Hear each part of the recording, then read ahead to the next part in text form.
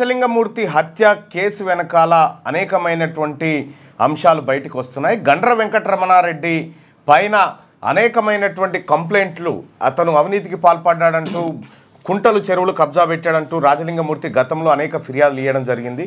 ఈ నేపథ్యంలో BRS party హయాంలోనే రాజలింగమూర్తి పైన 18 కేసులు బీఆర్ఎస్ పార్టీ నాయకులు నమోదు చేయించగా అందులో ఒకసారి పీడీ యాక్ట్ కూడా పెట్టి 1 ఇయర్ పాటు జైల్లో కూడా బంధించడం జరిగింది. ఆ తర్వాత కూడా రాజలింగమూర్తి అవినీతి పరుల గుండెల్లో నిద్రపోతూ ఎప్పటికప్పుడు రైట్ టు ఇన్ఫర్మేషన్ యాక్ట్లో సమాచారం తెప్పించుకుంటూ కలెక్టర్లకు ఫిర్యాదు చేస్తూ ఇలా పోవడంతో అక్కడ రాజలింగమూర్తి బీఆర్ఎస్ పార్టీ నాయకులకు ప్రధానంగా గండ్ర వెంకటరమణారెడ్డికి ఈ హత్యతో సంబంధం ఉందనేటువంటి ఆరోపణలు బాగా వినిపిస్తూ ఉన్నాయి.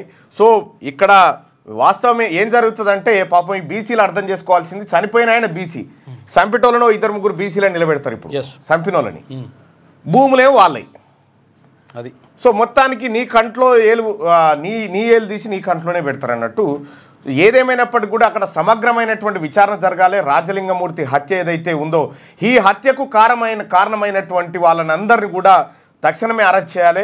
అతను ఒక బీసీ నాయకుడు, బీసీ వాదాన్ని బలపరుస్తున్నటువంటి వ్యక్తుల మీద ఇప్పుడు నాకు ఒక చిన్న మెసేజ్ కూడా వచ్చింది. ఇప్పుడే ఎవరెవరు బీసీలను టార్గెట్ చేస్తూ ఉన్నారు భూపాలపల్లి నియోజకవర్గంలో అని చెప్పి చెప్తా ఉన్నారు. వాళ్ళందరూ కూడా చెప్తా ఉన్నాం, బీసీ నాయకుల జోలికి వచ్చిన బీసీ నాయకులను అణచివేయాలి, అక్రమ కేసులు పెట్టాలని చూసినా మీ రాజకీయ గోరి మీరు కట్టుకున్నట్టు అవుతుంది. అది మేము క్లియర్గా చెప్పదలుచుకున్నాం. ఇక రాజలింగమూర్తి హత్యను ఏదైతే జరిగిందో ఆ హత్యని సిబిఐతో ఎంక్వైరీ చేయించాల్సినటువంటి అవసరం ఉంది. ఎందుకంటే లోకల్ ఎమ్మెల్యేనో లోకల్ నాయకులు చెప్తే పోలీసులు వినేటువంటి అవకాశం ఉంటుంది. కాబట్టి విచారణలో పారదర్శక ఉండకపోవచ్చు. సిబిఐతో ఎంక్వైరీ జరిపించి రాజలింగమూర్తి హత్య వెనుక ఉన్నటువంటి అసలు నిజాలను బయటికి తీసుకురావాల్సినటువంటి అవసరం ఉంది. దీన్ని తీర్మార్మలనగా ఆ హత్యను ఖండిస్తూ హత్యకు కారకులైనటువంటి ప్రతి ఒక్కరిని ప్రాథమికంగా ఇప్పుడు ఎవరెవరిపై అయితే ఆరోపణలు ఉన్నాయో వాళ్ళందరినీ విచారణ చేయాలి.